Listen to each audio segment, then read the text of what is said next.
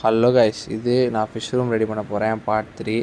என்னடா ஃபிஷ் ரூம்னு சொல்லிட்டு வெறும் கப்பியை மட்டும் காமிக்கிறேன்னு பார்க்காதீங்க. கப்பி ஒரு ஃபிஷ்ஷு தான்.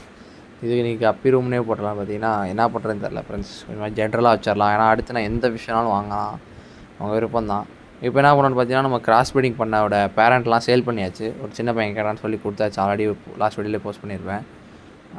பார்த்தீங்கன்னா சேல் பண்ணதுனால இதோட ஃப்ரைலாம் சும்மா தான் இருந்துச்சு. இதை பார்த்தீங்கன்னா அவுடோர் தான் செட் பண்ணுற ஐடியா. நான் ஃப்ரை எப்போயுமே அவுடோரில் இருந்தால் உங்களுக்கு பெஸ்ட்டு ரிசல்ட் கிடைக்கும் இன்டோரை விட.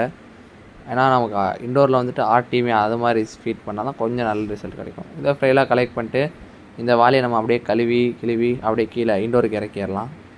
இதில் இருக்க ஃப்ரை என்ன பண்ண போகிறோம் பார்த்தீங்கன்னா, இந்த வாலியில் பார்த்தீங்கன்னா நம்ம பிளான்ட் அட்டாக் மாதிரி செட் பண்ணிடணும். ஏன்னா அதில் வந்து ரெட் ஸ்ட்ரிம்ப் ப்ரீடிங் பண்ண போகிறோம். ஸோ இதில் அப்படியே ரிலீஸ் பண்ணிடலாம். நம்ம ரெட் ஸ்ட்ரிம்ப் ரிலீஸ் பண்ணுறதையும் ஒரு வீடியோவில் போஸ்ட் பண்ணியிருக்கோம். அதை அப்படியே செக் அவுட் பண்ணிக்கோங்க. அவ்வளோதான் ஃப்ரெண்ட்ஸ், இந்த வீடியோ அப்படியே சொல்லி முடிச்சுக்கிறேன். வேறு ஏதாவது வீடியோ நினச்சிங்கன்னா கமெண்ட் பாக்ஸில் கமெண்ட் பண்ணுங்கள், கண்டிப்பாக ரிப்ளை பண்ணுவேன். Okay friends, see you in the next video. வரட்டா, பை பாய்.